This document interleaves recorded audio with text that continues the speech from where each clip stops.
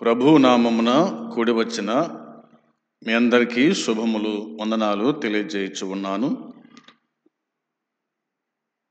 దేవుని మహాకృపను బట్టి మరొక నూతన దినము చూసేటువంటి కృపా ధన్యత ఆయన మనకు అనుగ్రహించాడు. ఈ దినమందు దేవుని వాక్యం వినడానికి ప్రభు మనల్ని సిద్ధపాటు చేయునుగాక. మనము ఎఫెసీ పత్రిక ధ్యానాలు వింటూ వస్తూ ఉన్నాం. ఈ దినమందు ఎఫెసీ పత్రిక 6వ అధ్యాయము 11వ వచనాన్ని మనము ధ్యానం చేయబోతున్నాం. వాటికంటే ముందుగా ఒక వచనము పాట పాడి తర్వాత వాక్య భాగాన్ని విందాం. దేవా నీకే స్తోత్రముల్, నా ప్రభువా నీకే స్తోత్రముల్. దేవా నీకే స్తోత్రముల్, నా ప్రభువా నీకే స్తోత్రముల్.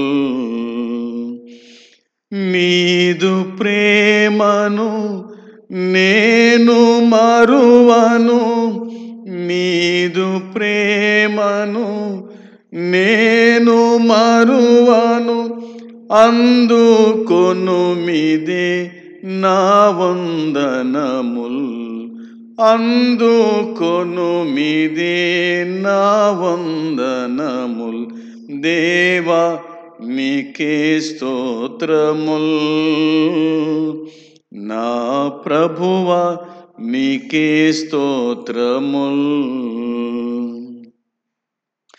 అల్పవో మేఘయు ఆదియునంతము, అల్పవో మేఘయు ఆదియునంతము.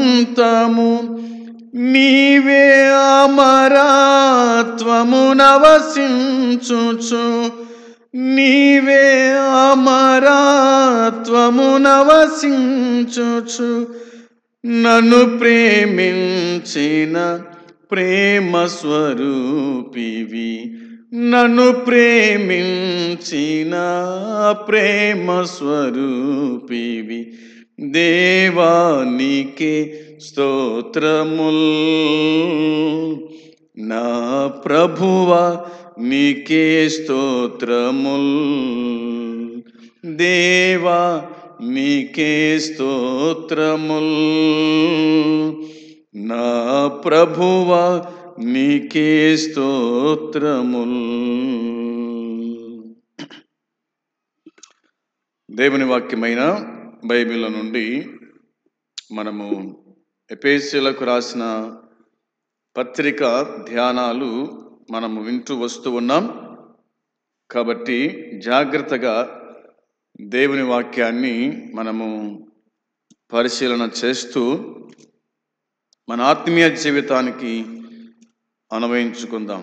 6వ అధ్యాయము 11వ వచనాన్ని నేను మరోసారి మీకోసమై చదువుతూ ఉన్నాను. మీరు అపవాది తంత్రములను ఎదిరించుటకు శక్తిగల వారమునట్లు దేవుడిచ్చు సర్వాంగ కవచమును ధరించుకొనుడి. మరోసారి ఈ వచనమే చదువుకుందాం. మీరు అపవాది తంత్రములను ఎదిరించుటకు శక్తిమంతులగునట్లు దేవుడిచ్చు సర్వాంగ కవచమును ధరించుకొనుడి. ప్రభు సహాయాన్ని కోరుకుందాం. పరలోకమందున్న మా తండ్రి, నీ పరిశుద్ధమైన పాదములకు వందనాలు, స్తోత్రాలు, కృతజ్ఞతలు, స్తుతులు చెల్లించుకుంటున్నాం. ఈ దినమందు, ఈ సమయమందు నీ సన్నిధి మాకు ఇచ్చినందుకు స్తోత్రములు. కూడి వచ్చిన వారిని దీవించండి, ఆశీర్వదించండి. రావాల్సిన వారు కూడా త్వరగా వచ్చినట్లుగా సహాయం చేయండి. పాటలు పాడిన వారిని దీవించి బలపరచండి. చదువుకున్న లేఖన భాగం దీవించి మాకు వినిపింపజేయండి.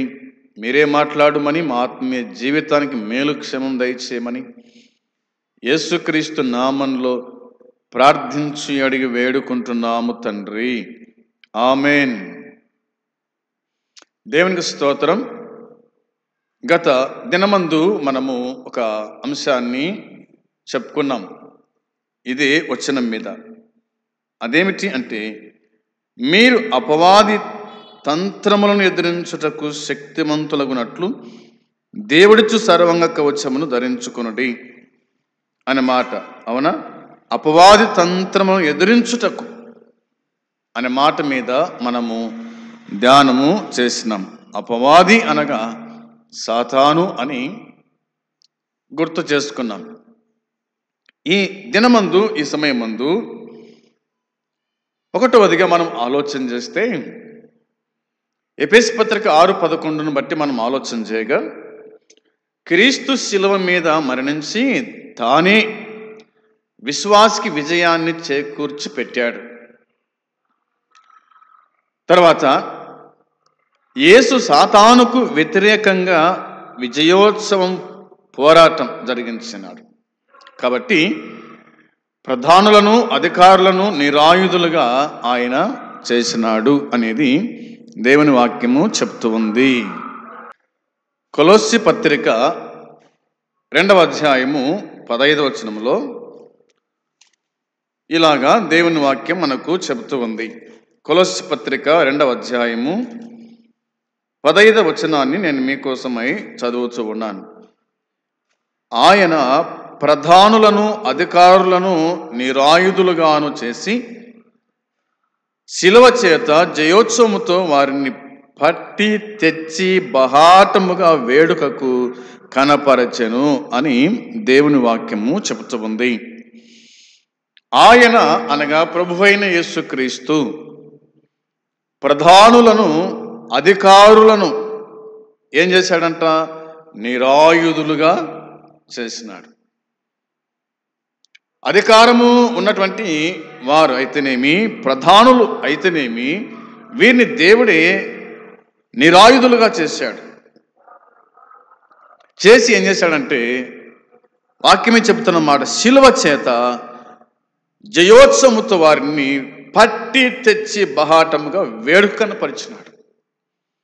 పట్టాడు, తెచ్చాడు, బహాటముగా వేడుకకు అప్పగించినాడు, కనపరిచినాడు అనేది దేవుని వాక్యం మనకు గుర్తు చేస్తుంది.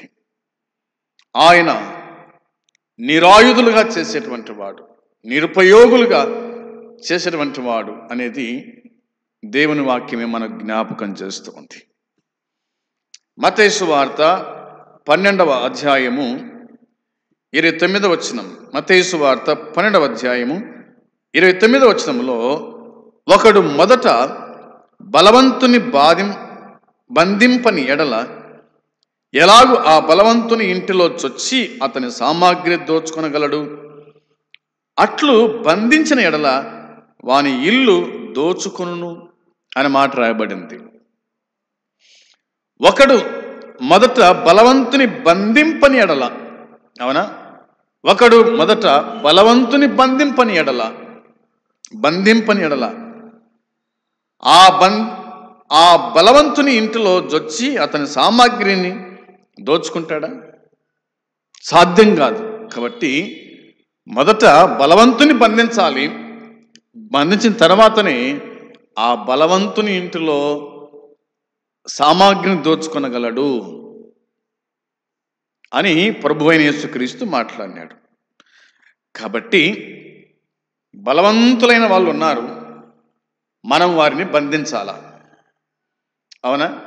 ప్రధానులు ఉన్నారు, అధికారులు ఉన్నారు, వారిని బంధిస్తే తప్ప మనము స్వేచ్ఛగా ఉండలేము, లేదా తన ఇంటిని మనము దోచుకోలేము అనేది వాక్యం చెబుతుంది. అంటే మనం దోచుకోవాలనే అది కాదు దేవుని వాక్యం చెప్పేది.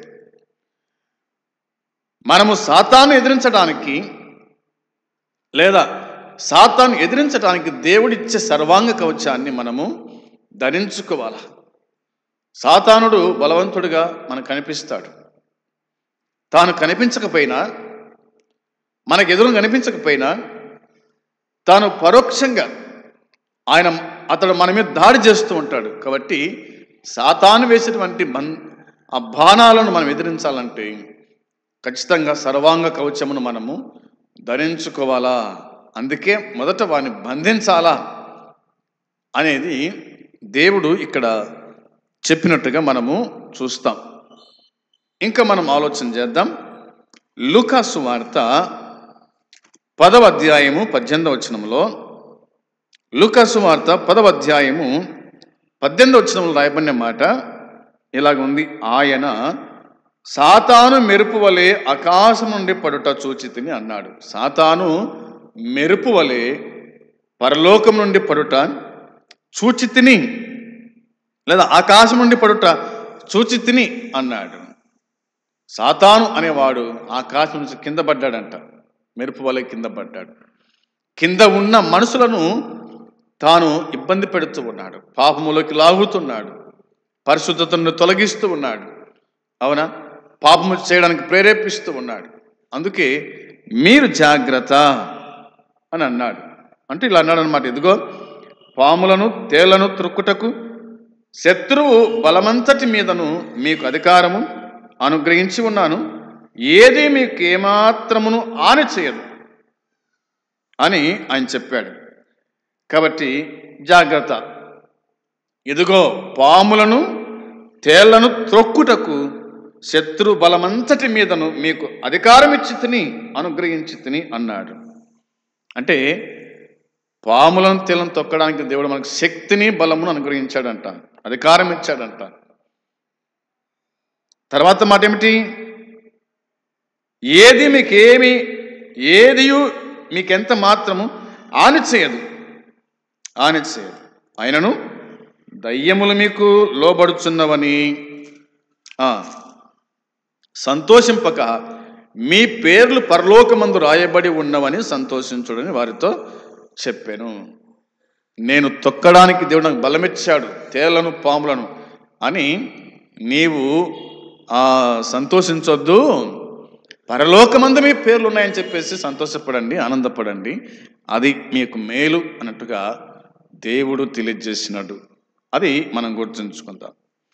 యోహాను సువార్త 12వ అధ్యాయం 1వ వచనంలో, యోహాను సువార్త 12వ అధ్యాయము 31వ వచనంలో వాక్యం చెబుతుంది. ఇప్పుడు ఈ లోకమునకు తీర్పు జరుగుతున్నది, ఇప్పుడు ఈ లోక అధికారి బయటకు త్రోసివేయబడును అన్నాడు.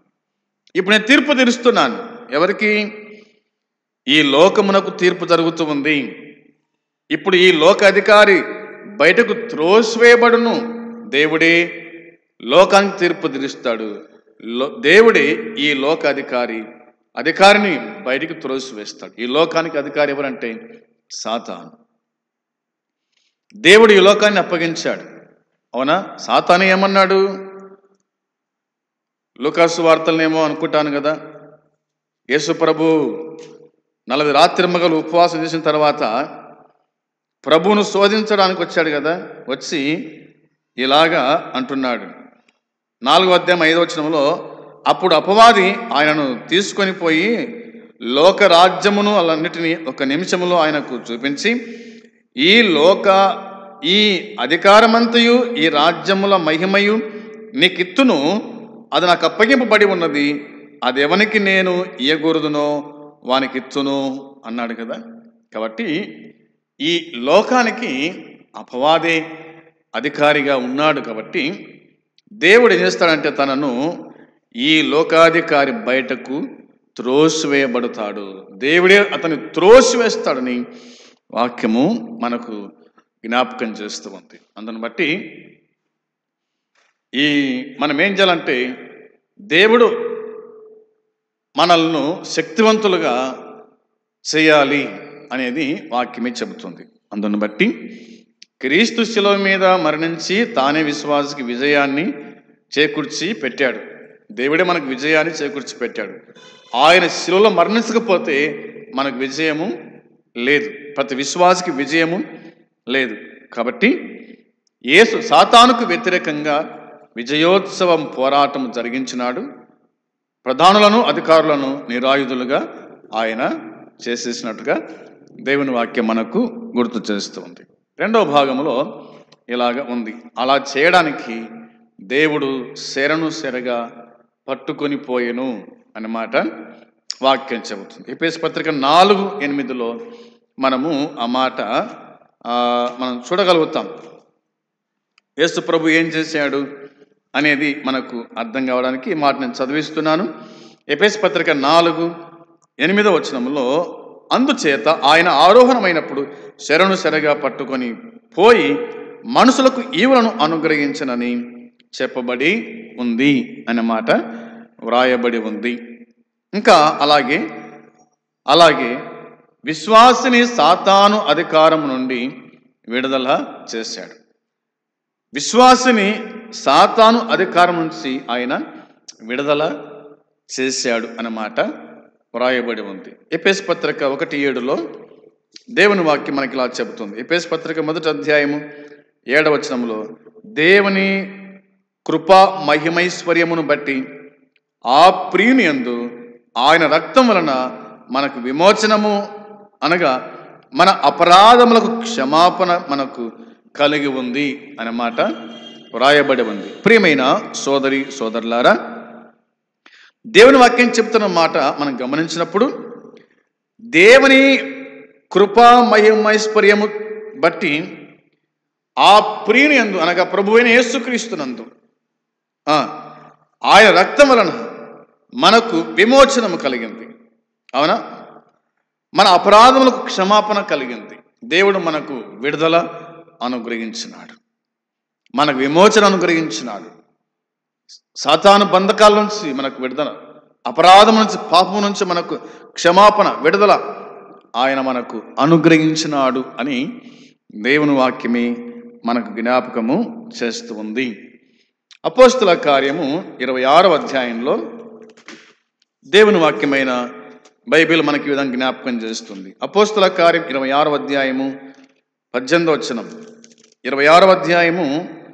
18 దేవుని వాక్యం మనకు చెప్తున్న మాట నేను మీకోసమై చదువుతున్నాను. 16 నుంచి కలిసి ఉన్నాయి.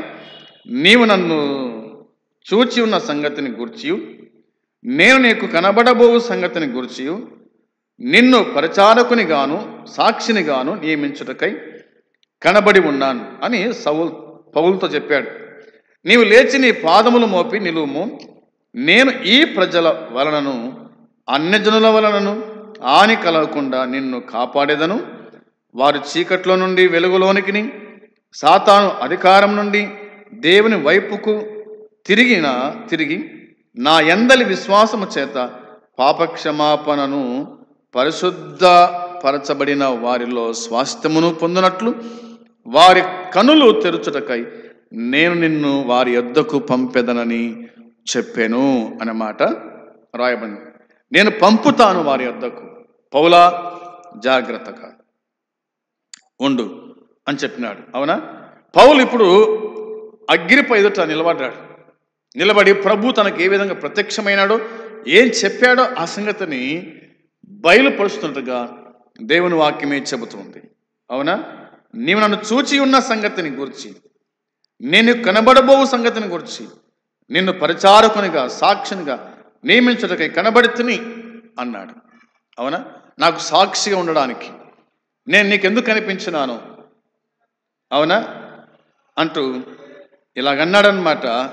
నువ్వు నన్ను చూచినావు, నేను నీకు కనిపించినాను, నన్ను గురించి సాక్ష్యం ఇవ్వడానికి నేను నియమించినాను అని అన్నాడు.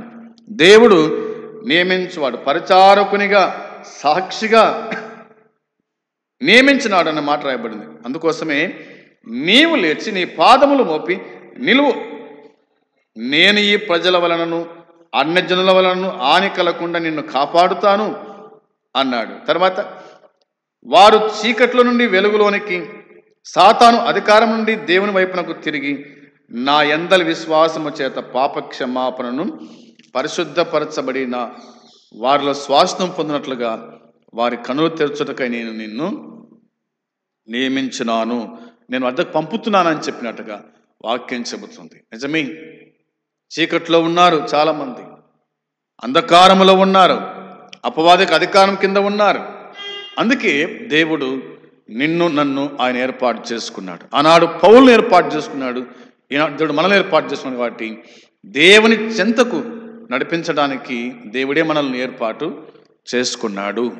వారికి సువార్త ప్రకటించడానికి దేవుడు మనల్ని ఏర్పాటు చేసుకున్నాడు అన్నది వాక్యం చెబుతుంది. కాబట్టి ఆయన కనిపించాడు, ఆయన మనకు వినిపించాడు. ఇవి మనము ప్రజలకు పంచేవారుగా ఉండాలి అనేది వాక్యము చెబుతున్నమాట. ఇక రోమపత్రిక 3వ అధ్యాయము 24వ వచనములో, రోమపత్రిక 3వ అధ్యాయము 24వ వచనాన్ని చదువుతున్నాను. కాబట్టి నమ్మువారు ఆయన కృపచేతనే క్రీస్తు యేసునందలి విమోచనము ద్వారా ఉచితముగా నీతిమంతులను తీర్చబడుచు ఉన్నారు. నీవు నమ్మితే గనుక దేవుడు నిన్ను నీతిమంతులుగా తీరుస్తాడు అనేది దేవుని వాక్యమే మనకు చెబుతూ ఉంది.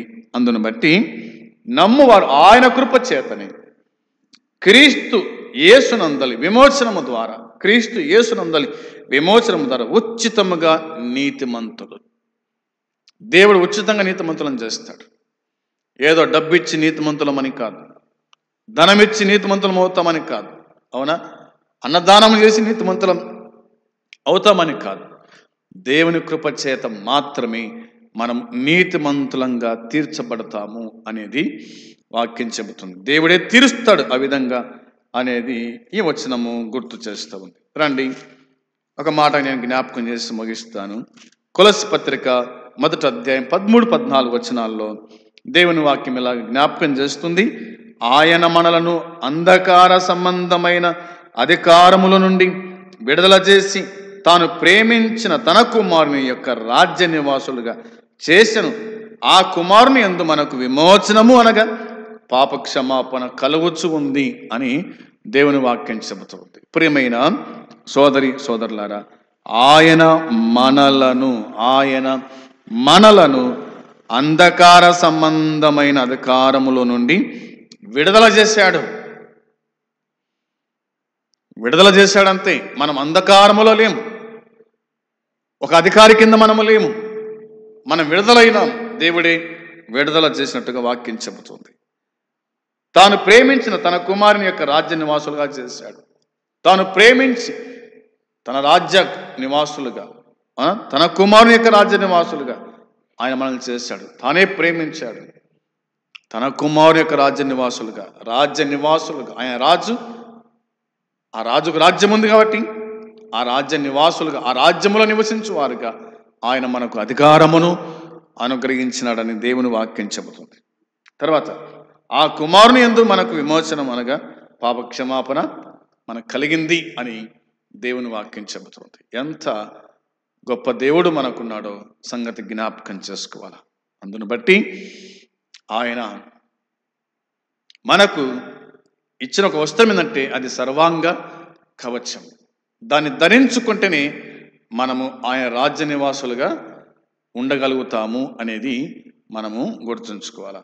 ప్రియమైన సోదరి సోదరులారా, ఈ ఎఫెసీ పత్రిక మరి 6వ అధ్యాయం 11వ వచనం మీద మనం ఇంకా కొన్ని అంశాలుగా నేర్చుకునబోతున్నాం. జాగ్రత్తగా మీరు ఈ లేఖన భాగాన్ని మీరు గ్రహిస్తూ స్టడీ చేయవలసిందిగా నేను మీకు గుర్తు చేస్తూ ఉన్నాను.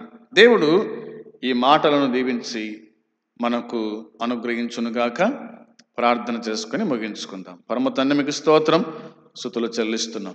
మీరు అందించిన ఈ లేఖన సత్యాన్ని ప్రజలు గ్రహించినట్లుగా సహాయం చేయండి. మేము నీ వల్ల మాత్రమే విడుదల పొందామని, నీ కుమారుని యొక్క రాజ్య నివాసులుగా మనం చేసావని సంగతి జ్ఞాపకం చేసుకుంటూ లోకములో పాపములో పడిపోకుండా మరి సర్వాంగ కవచం ధరించుకొని బ్రతుకుటకు నీ కృప దయచేయమని, కనికరించమని మీకు అప్పగించుకుంటూ ప్రభువైన యేసుక్రీస్తు నామంలో ప్రార్థించి అడిగి స్తుతించి పొంది ఉన్నాము తండ్రి, ఆమేన్. పరమందున్న తండ్రి ప్రేమ, మన ప్రభువైన యేసుక్రీస్తు కృప, పరిశుద్ధాత్మ సన్నిధి సహవాసం కూడి వచ్చిన మనకు సకల పరిశుద్ధులకు ఇప్పుడు ఎల్లప్పుడూ సదాకాలము తోడై ఉండునుగాక. ఆమేన్. అందరికీ వందనాలు.